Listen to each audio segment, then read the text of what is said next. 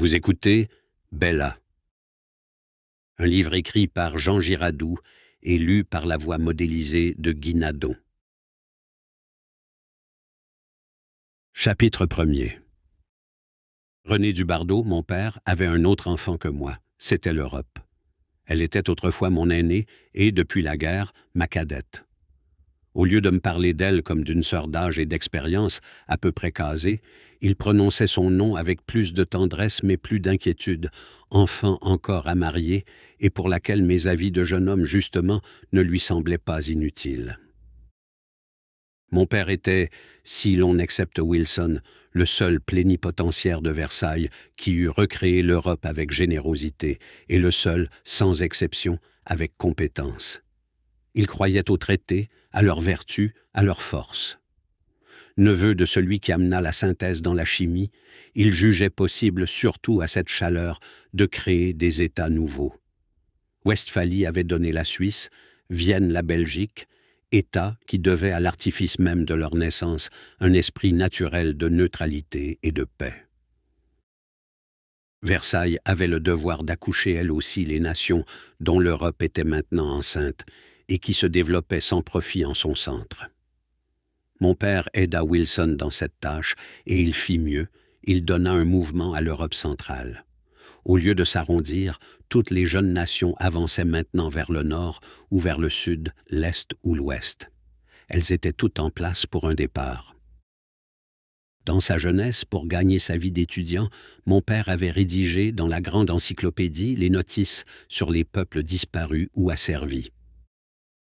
Au Congrès, sans que personne s'en aperçût, il s'était amusé à réparer des injustices millénaires, à restituer à une commune tchèque les biens qu'un seigneur lui avait ravis en 1300, à rendre l'usage d'un fleuve à des bourgs qui avaient défense depuis des siècles d'y pêcher leurs poissons, et son nom, ce nom de Dubardeau que mon grand-oncle avait donné à des filtres, à des courants électriques, à des axiomes, les jeunes États, avançant sur leur terre nouvelle, en baptisaient maintenant des cascades, des lacs. Toutes les pointes d'une nation en dehors de sa vie égoïste s'appelaient maintenant comme moi les hôpitaux, les écoles, les gares. Au lieu de clamer « Thalassa », c'est au cri de « Dubardeau » que le pays auquel mon père obtint l'accès de l'Adriatique poussa son armée vers la mer. Si, dans ma vieillesse, comme les veuves des grands hommes, j'aimais habiter la rue ou le coin de terre qui porte mon nom, je n'aurais à choisir qu'entre des pics, des péninsules, qu'entre ces terrasses du monde d'où l'on domine et l'on espère. Quand mon père voyageait en Tchécoslovaquie et en Pologne, des paysans venaient en foule le supplier de trancher des procès vieux de 20 ans. Il les tranchait en contentant les deux parties et sans trancher d'enfants. Mon père avait vu venir la guerre sans illusion. C'est à lui également que l'on doit, dans la grande encyclopédie, les notices sur les fléaux qui ont désolé l'humanité et sur les dates fatidiques, sur l'an 1000, la peste, les Huns.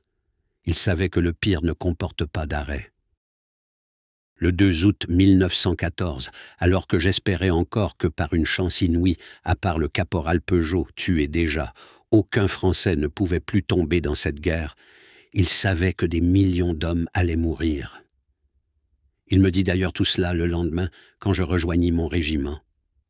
Délié de l'ignorance et de la crédulité universelle, il ne se croyait pas tenu au mensonge.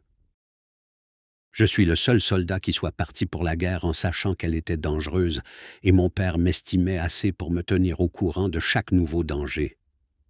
Je savais, en gaspillant par ordre mes balles, que nous manquions de munitions. Quand une fausse alerte faisait crépiter le front, je ne pouvais m'empêcher de voir le vide qu'elle apporterait dans une minute à la voiture de compagnie, ce soir au train de combat, demain aux arsenaux. Je savais, quand toute l'armée, le soir venu, enlevait son képi et dénudait son visage pour la nuit, que l'heure des gaz asphyxiants approchait. Je savais, chaque fois que l'on nous faisait attaquer pour la dernière fois, que nous commandions en Australie du drap de guerre pour 4 ans.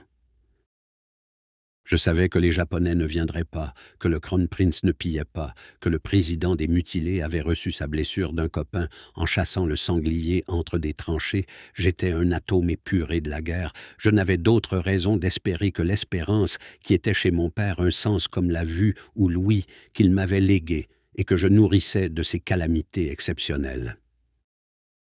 Certes, il est dur d'entendre derrière soi un 75 vous empêcher de dormir toute la nuit et attirer des ripostes quand on sait qu'il n'y a plus d'obus en France que pour 2 jours. Mais j'étais rassuré, dans mes permissions, à la vue seule de celui qui me révélait tous les périls de la guerre. Il arrivait au restaurant où nous nous donnions rendez-vous près de ma gare, satisfait et presque en avance. C'étaient les seuls jours, me disait-il, où il relayait, et il ne me quittait pas de la soirée. Il avait confié toutes les affaires et toute la voiture des Alliés à un vieux général nommé Brimaudoux, dans lequel il avait toute confiance, car Brimaudoux était incapable de comprendre le raisonnement d'un civil et n'admettait par jalousie aucun argument militaire. C'était Verdun. J'avais pris Douaumont. J'avais l'enjouement de ceux qui n'ont pas perdu tout à fait leur année, leur vie. Mon père, lui, avait la gaieté de ceux qui n'ont pas perdu leur journée. C'est qu'il venait d'obtenir d'un roi allié que son armée ne serait pas pour toujours mise au repos, des Anglais qu'ils n'évacuassent pas Salonique. Nous partions donc au cinéma, malgré Brimaudoux qui téléphonait en vain, acculé pour la nuit à des responsabilités d'empereur dont nous ne voulions pas voir l'envoyé et qui faisait demander d'urgence par l'ouvreuse la façon de parler à un prince royal siamois qu'il allait recevoir. Chaque président du Conseil nouveau disgraciait mon père, mais, au premier déjeuner, au premier voyage, il était repris par lui. Car les Français aiment jouer, surtout s'ils sont ministres, et mon père connaissait toutes les recettes par lesquelles les générations et les races se divertissent, tous ces légers opiums pour peuple que sont le billard, le mahjong, le loto et la manille. Un président du Conseil ne refuse plus sa confiance à l'homme qui a joué aux boules avec lui en plein château de Madrid. Dans ces soirées de congrès, sinistres comme des soirées de province, mon père sut jouer les dominos à Londres, les dames à Spa, les jonchets à Cannes. Dès le wagon-restaurant, attiré par ce bonneteau auquel il ne les faisait d'ailleurs jamais gagner, les présidents le prenaient en amitié, et c'était leur chance. Car, à celui-là, il indiquait aussitôt où se trouvait la Vistule. Lui passait sa carte d'Europe à jour, comme une carte de tranchée à la relève, et lui faisait prendre une sérieuse avance sur Wilson et sur Lloyd George. Pour celui-là, il ramassait la Syrie tombée du panier et la replaçait dans le lot de la France. Ce sont les présidents non-joueurs qui ont perdu Mossoul, Sarrelouis et Constantinople. À ce troisième, plus curieux, qui l'ahurissait à chaque minute par une nouvelle imprévue, lui révélant que les paroles de la Marseillaise sont en partie de Boileau, que les Mirabelles tirent leur nom de Mirabeau, que les éléphants blancs deviennent, quand ils s'aperçoivent qu'on les adore, d'un orgueil de femme et réclament des colliers. Il expliquait les adversaires du Congrès par leurs femmes et leurs familles, par leur passé et leur ambition, amenait ce méridional à son juste degré de chauffe, à son point de culture, et le lançait plein de naturel et d'esprit dans l'Assemblée. Il ne connaissait peut-être pas les hommes, mais admirablement les grands hommes. Il connaissait les mœurs, les forces, les faiblesses de cette race internationale qui vit toujours, sinon au-dessus, du moins en marge des lois. Il en connaissait même l'anatomie particulière. Il savait comment les engraisser, les faire maigrir, quelle boisson et quelle nourriture leur donnaient leur maximum de génie politique. Que j'aimais ces soirs où, pour se reposer d'avoir manié tout le jour 10 sexagénaires, il s'asseyait bien en face de moi, me présentait son visage un peu plus grand que nature, auquel le mien ressemblait, et où je lui apprenais les distractions de ma compagnie, la bourre, la belote, lui transmettant ma jeunesse sous forme de ces jeux qui allaient lui servir, dans le prochain congrès, à obtenir les mines de la Sarre et le Cameroun. Mon père avait 5 frères, tous de l'Institut, 2 sœurs, mariés à des conseillers d'État anciens ministres, et j'étais fier de ma famille quand je la trouvais rassemblée les jours de fête ou de vacances dans la propriété de mon oncle Jacques, en Berry. Cette propriété n'était pas de famille.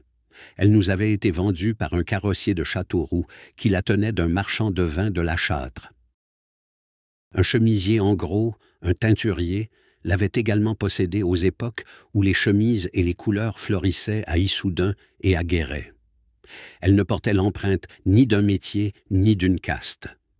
La maison n'avait aucune originalité, le chemisier l'avait ornée de gouttières à la chinoise, le teinturier d'un paratonnerre, le carrossier d'un canon à grêle et le marchand de vin, le moins craintif sans doute des éléments, d'un cadran solaire doublé d'un mécanisme qui sonnait les heures.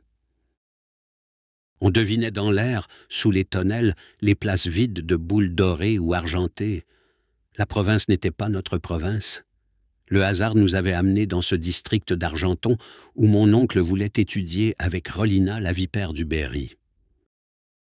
Mais, dans ce jardin dont une suite de faillites et non d'héritage nous avait valu l'ombre et les fruits, où l'arbre le plus grand dont nous fussions responsables était le petit pois, le chou, sous ces hêtres auxquels le nom d'aucun ancêtre n'avait jamais été gravé, devant ce pays de vignes et de topinambours vers lequel nous avions été guidés de Paris par un serpent, mes 5 oncles et mon père rayonnaient de bien-être et réparaient leur teint tout comme au milieu d'une demeure ancestrale et d'une province maternelle. Ce sentiment d'aise, cette euphorie de tous leurs organes ne leur venait pas du large paysage, des terrasses, des collines lointaines, des vues sur la vallée de la Creuse. Il en avait été ainsi quand nous avions passé les vacances dans un moulin dissimulé sur son écluse, dans un château Louis XIII à ras-le-sol, au hasard de cette migration commandée par l'oncle Jacques, directeur du muséum, qui étudiait les végétaux et les animaux migrateurs, et qui se rendait dès juin là où l'appelait de toute sa voix une variété particulière de lichen, d'aigle ou de brochet. Dans le dernier canton adopté par l'animal migrateur, nous nous installions et prenions un repos enfin à jour d'après les dernières lois de l'histoire naturelle. Parvenus en 20 ans, grâce à cette allure, au terme qui avait demandé 10 millions d'années à la flore et à la faune française, les 6 frères avaient acquis le talent de s'installer au milieu de tout pays. Nous n'avions pas davantage un cimetière de famille, si ce n'est toutefois le Panthéon. Mes oncles et mon père étaient simplement habitants de la France en général, de la terre aussi peut-être, et il leur suffisait de poser 2 photographies dans leur chambre pour que le paysage aperçu de la fenêtre leur parût familier. Dès le soir de l'arrivée, ils contractaient de nouvelles habitudes, différentes de celles qu'ils avaient pu avoir déjà dans leur vie et définitives, oubliant la pêche au goujon pour la chasse aux grives, adoptaient l'huile de noix au lieu de l'huile d'olive, se levaient ou se couchaient tôt selon que dans cette nature nouvelle le coucher ou le lever du soleil valait ou non le dérangement, buvaient le vin du pays, sans réclamer même ses compagnons dont le perfectionnement, la découverte, était dû avant tout au Dubardeau, l'électricité, le gaz, l'acétylène, et dont les appareils auraient pu être traités par des Français plus vaniteux en blasons ou en meubles de famille. Le soir, de même qu'ils se réunissaient les années précédentes devant l'écluse de Maintenon ou le jardinet sans horizon de Montmirail, ils s'asseyaient sur la terrasse d'où l'on dominait la marche à 10 lieues et d'où chacun voyait exactement les mêmes choses car ils avaient tous des regards d'aigle et personne dans la famille n'était myope ou hypermétrope.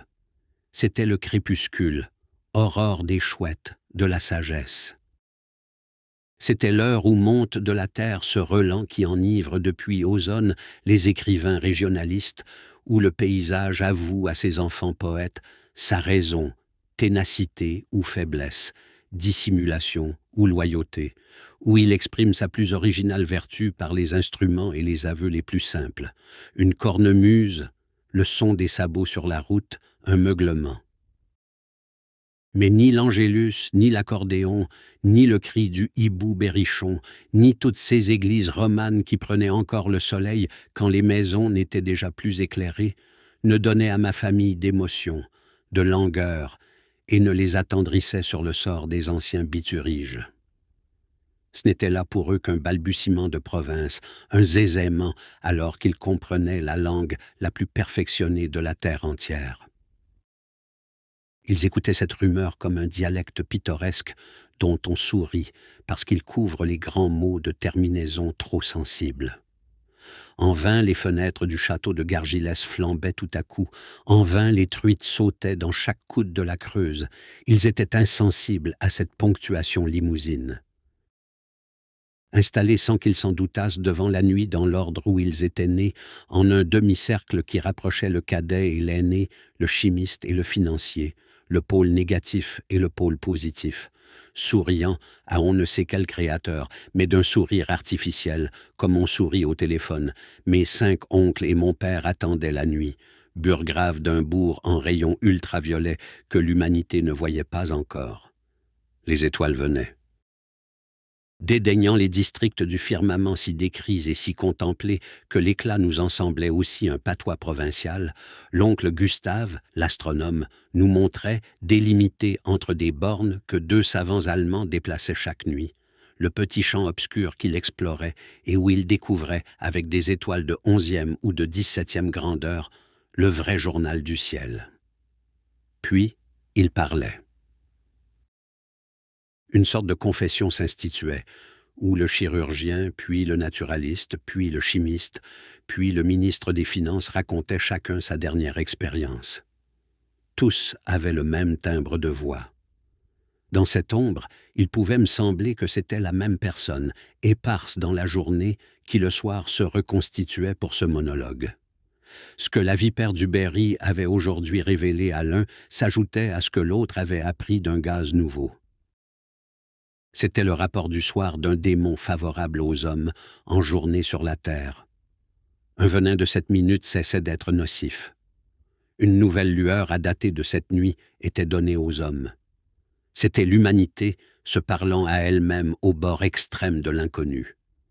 C'étaient les dernières réponses à Einstein, à Bergson, et à d'autres auxquels il n'avait jamais été répondu aussi nettement encore, à Darwin, à Spencer. Parfois celui qui, dans une autre famille, eût médit de cousins et de cousines, avouait sa brouille, passagère, il l'espérait, avec Leibniz, avec Hegel. Nous l'espérions aussi. Nous savions que Leibniz, Hegel, feraient les premiers pas. Celui qui aurait raconté ses trouvailles chez l'antiquaire nous faisait l'éloge du système d'Empédocle ou d'Anaximène, et le dégageait pour nous de la rouille dont Platon et le christianisme l'avaient recouvert. Un rayon de lune les éclairait. Je voyais leurs gestes un peu raides, leur tête un peu grosse, leur large poitrine.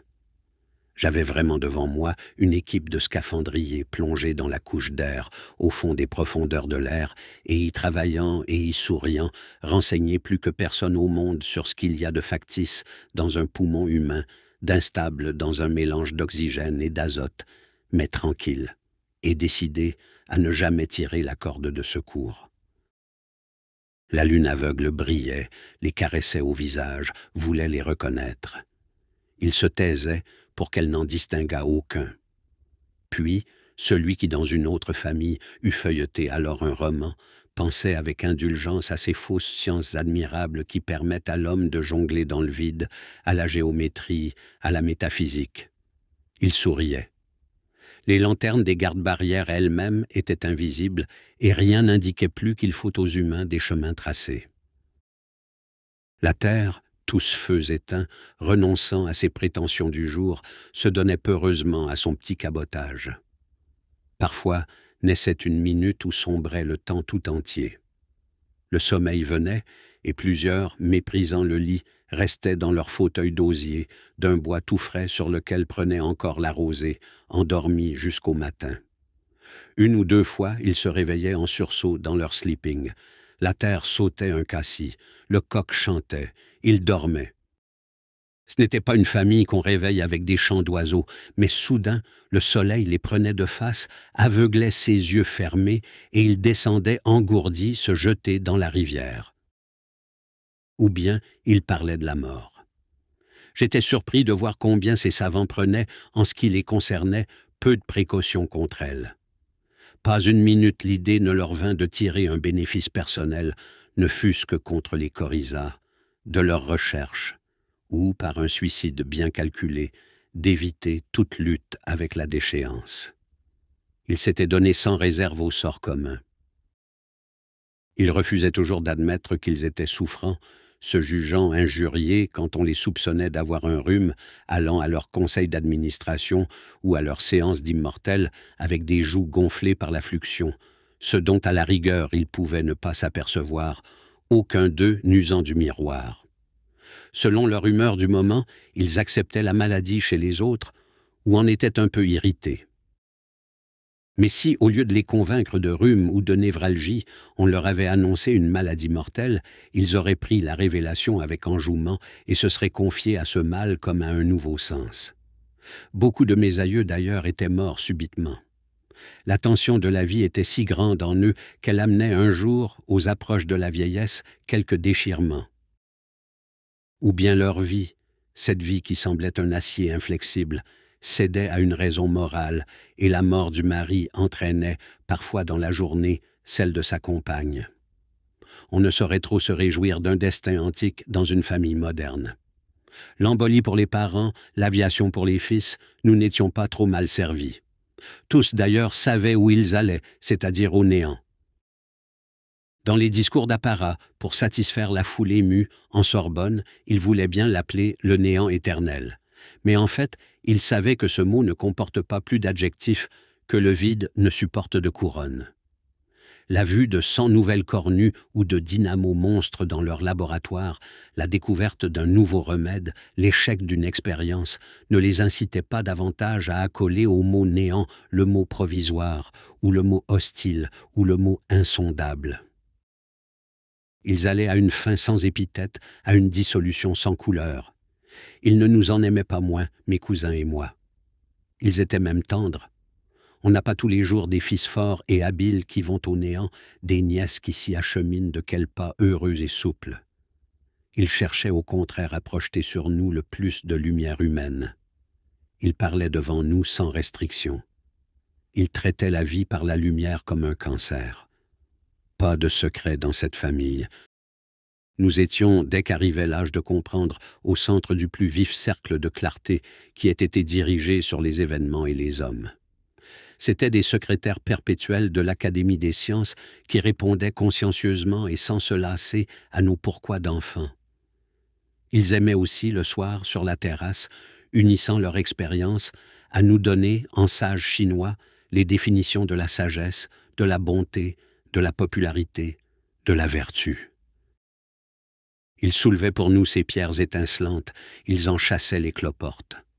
Pas un seul des secrets de seconde main dont vit la conversation et le monde qu'il n'ait revisé à notre usage. Pas une indication sur Pasteur, sur Meredith, sur Nietzsche qu'il n'ait obtenue par leur contact avec ces hommes-là eux-mêmes. Nous étions d'ailleurs rarement seuls, à Paris ou à la campagne. D'abord, nous avions le droit d'amener nos camarades. Le bruit des jeux et des disputes leur importait peu. Oncle et père travaillaient dans le tumulte, ne faisaient leur découverte que bousculer. Nos amis étaient les descendants des amis de nos parents ou de nos grands-parents, les petits Hugo, les petits Claude Bernard, les petits Renan, les petits Gobineau.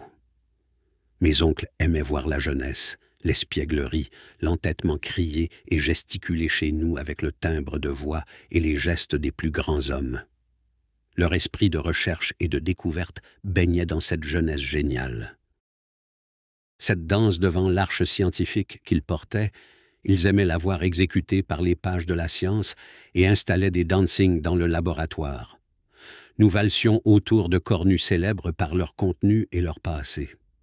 Eux se mêlaient à tous nos jeux, faisaient avec nous des courses à pied, de la boxe, prétendaient nous battre. Nous avions aussi des visites moins agréables. C'étaient des curieux qui arrivaient avec ces lettres dont on se munit pour visiter les monuments interdits au public, entraient avec précaution dans cette cathédrale invisible, examinaient chaque tête de mes oncles comme un chapiteau d'un style futur du XXe, du XVe siècle, se reprochant intérieurement de ne pas deviner l'acte de politesse qui correspondait dans notre maison au signe de la croix ou à l'ablation des chaussures. C'étaient ceux encore que la société déconcertait ou réprouvait et qui se réfugiaient en vertu du droit d'asile dans un des rares points de l'univers où mouraient les préjugés, c'était Verlaine qui venait prendre son premier verre de vin au sortir de prison, Oscar Wilde, qui venait manger son premier toast après sa geôle, Ferdinand de Lesseps, qui venait dormir son premier sommeil après le procès. Souvent aussi c'étaient des espions, car certains jugeaient indispensable d'espionner la clarté. C'étaient des gens du monde délégués par le monde pour connaître les dessous de notre famille. Ils flattaient mes oncles et mon père. C'étaient des agents provocateurs de l'orgueil, ils disaient devant eux du mal de Madame Curie, de Cuvier. Ils les amenaient à ces carrefours où la franchise ressemble à de l'orgueil, où une restriction sur l'écriture et les pattes de mouche de Pasteur ressemblent à l'envie pour ses travaux sur la rage. Par 1000 aiguillages sournois, ils essayaient de diriger vers la vanité le rapide familial.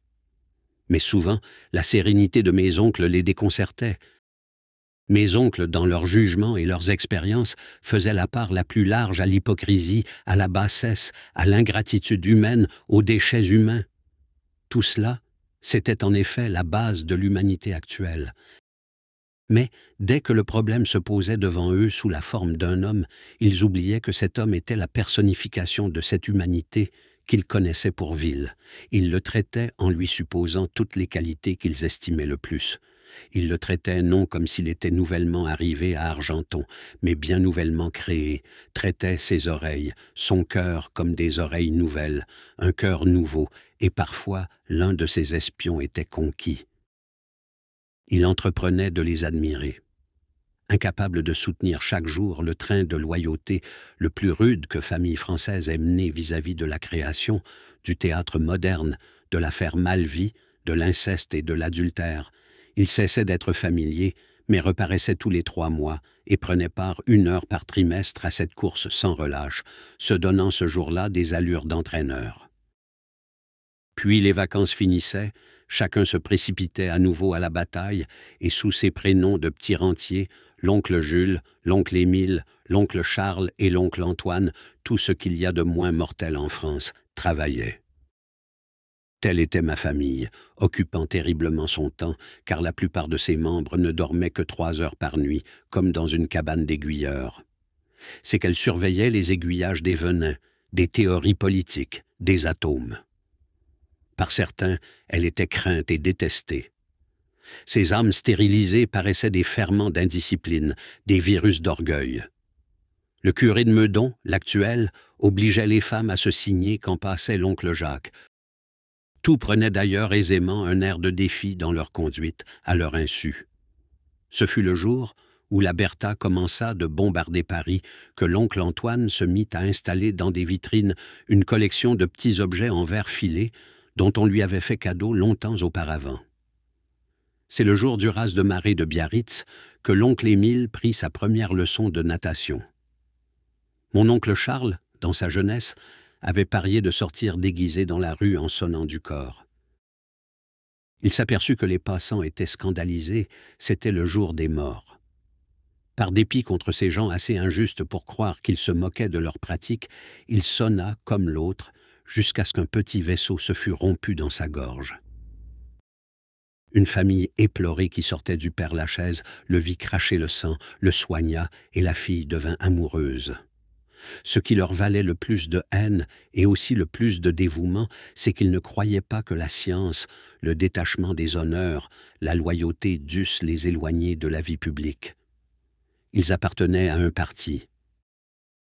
Ils se mêlaient à tous les grands remous sociaux avec l'à-propos de l'oncle Émile à son premier bain, apprenant la politique dans l'affaire Dreyfus et la banque dans Panama. L'oncle Charles apportait dans les finances une méthode d'audace et d'innovation qui froissait aussi violemment les dynasties bancaires protestantes que les juives et les catholiques. Ces 3 variétés d'argentiers étaient habitués à considérer l'or bien plus en raison de leur religion que des qualités de l'or même. C'était avec des vêtements sacerdotaux qu'ils s'approchaient du capital. Avec leur barbe de pope, leurs mains de prélat, rien ne ressemblait plus à un conseil de fabrique que leur conseil d'administration. Ils avaient pour l'or des égards rituels. Toute augmentation de leur capital était pour eux une augmentation de leur Dieu et de leur propre sainteté. Et seul le caissier, gardant une idée juste dans les pouvoirs bas de l'or, se précipitait le samedi après-midi jouer aux courses. L'oncle Charles révisa ses catéchismes d'avarice et d'usure. On n'avait jamais vu cela, un banquier contre le veau d'or. Et ce que Charles avait fait pour l'or, Antoine le fit pour le radium, et l'oncle Jules, qui était général, lutta toute la guerre contre certains mots également divins qui amenèrent à la mort, en mots divins qu'ils étaient, les vagues de 10 de nos classes.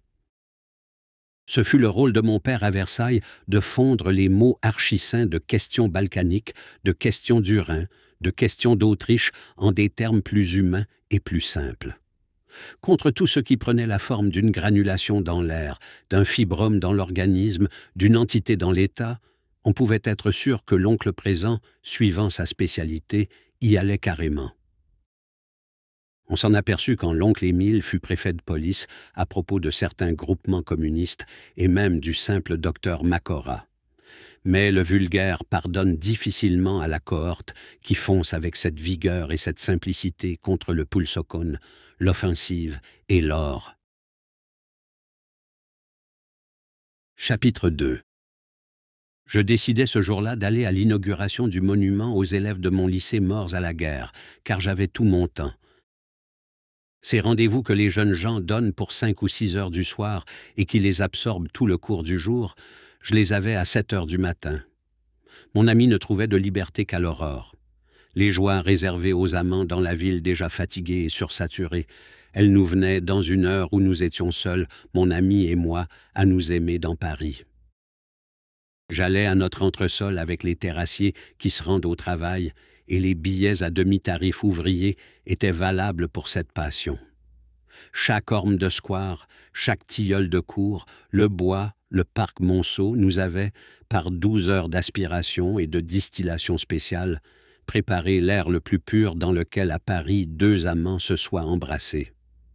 Elle, quand je l'accueillais, n'avait encore aucun parfum. C'était en se précipitant de son lit, en ouvrant ses yeux endormis, affolés par le réveil matin, qu'elle faisait sa toilette pour l'amour. Amour qui exigeait... Nous espérons que vous avez apprécié cet aperçu. Pour continuer à écouter ce livre audio sur Google Play Livres, utilisez le lien dans la description de la vidéo.